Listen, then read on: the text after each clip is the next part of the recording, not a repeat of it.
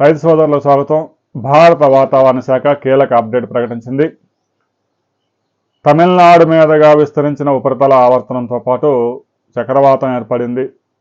గడిచిన 20-25 రోజులుగా విపరీతమైన ఎండలు రావడం వల్ల ఎక్కడికక్కడే ఈ చక్రవాతం ప్రభావంతో వడగండ్లు, విపరీతమైన వర్షం కురుస్తూ ఉంది. గడిచిన 24 గంటల్లోనే అటు తెలంగాణలో, ఇటు ఆంధ్రప్రదేశ్లో దాదాపు 18 జిల్లాల్లో 50 మిల్లీమీటర్ల నుంచి 5 సెంటీమీటర్ల అత్యధిక వర్షపాతం కూడా నమోదైంది. ఇక రాబోయే 3 రోజుల్లో కూడా ఈ అకాల వర్షాలు వెంటాడే ప్రమాదం ఉంది. హార్వెస్టింగ్ చేస్తున్న రైతులు జాగ్రత్తలు తీసుకోండి. ముఖ్యంగా ధాన్యం తడిస్తే వాటిని అమ్ముకోవడం కష్టమే కదా. ఇక మామిడి పంటకైతే తీవ్ర నష్టం, వాటిని మనం ఏం చేయలేం.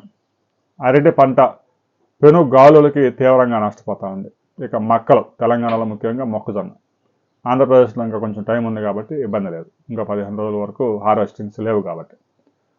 ఈ విధంగా హార్వెస్టింగ్స్ ఎవరైతే చేసుకుంటున్నారో ఆ రైతులు హార్వెస్టింగ్ వాయిదా వేసుకోండి ఒక 2-3 రోజులు. ఇప్పటికే హార్వెస్టింగ్ చేసిన పంట ఏదైతే మిర్చి కానీ, ధాన్యం కానీ, మక్కలు కానీ కళ్ళాల్లో ఉంటే తడవకుండా జాగ్రత్తలు పాటించండి. అర్ధరాత్రి ఒకేసారి 5 నిమిషాల్లోనే పెద్ద ఎత్తున బీభత్సం సృష్టిస్తూ ఉంది. పంట పొలంలో ఉండి రైతు ఇంట్లో ఉంటే ఆ గుండె ఎలా కొట్టుకుంటుందో ప్రత్యేకంగా చెప్పాల్సిన అవసరం లేదు. లక్షలు ఖర్చు పెట్టి 2 రోజుల్లో పంట ఇంటికి వస్తూ ఉందనగా వర్షానికి తడిసిపోతే సగానికి కూడా కొనరు.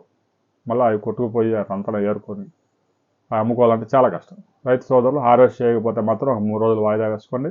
హార్వెస్ట్ చేసుకుంటే పంటలు తడవకుండా జాగ్రత్తలు పాటించండి. ఇక అమరావతి వాతావరణ శాఖ కూడా కీలక అప్డేట్ ఇచ్చింది. ఎండలు 39 డిగ్రీల పైన ఉంటాయి.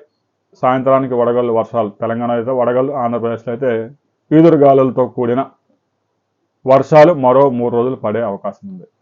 ఇప్పటికే పల్నాడు, గుంటూరు, ఎన్టీఆర్ జిల్లాలతో పాటు ప్రకాశం జిల్లాలు, ఉభయ గోదావరి జిల్లాల్లో కూడా అక్కడక్కడ వర్షాలు నమోదయ్యాయి. రాబోయే రోజుల్లో రాయలసీమ 2-3 రోజుల్లో రాయలసీమ ప్రాంతంలో కూడా అకాల వర్షాలు నమోదయ్యే అవకాశం ఉంది. పెను గాలులు కూడా తోడయ్యే ప్రమాదం ఉంది. కాబట్టి రైతు సోదరులు పంటల హార్వెస్ట్ విషయంలో జాగ్రత్తలు పాటించాలని వ్యవసాయ శాఖ అధికారులు కూడా సూచిస్తున్నారు. మీ ప్రాంతంలో గడిచిన 24 గంటల్లో ఎంత వర్షపాతం నమోదైంది అనే విషయాన్ని కామెంట్ చేయండి. వీడియో నచ్చితే లైక్ చేయండి, షేర్ చేయండి, సబ్స్క్రైబ్ చేయండి.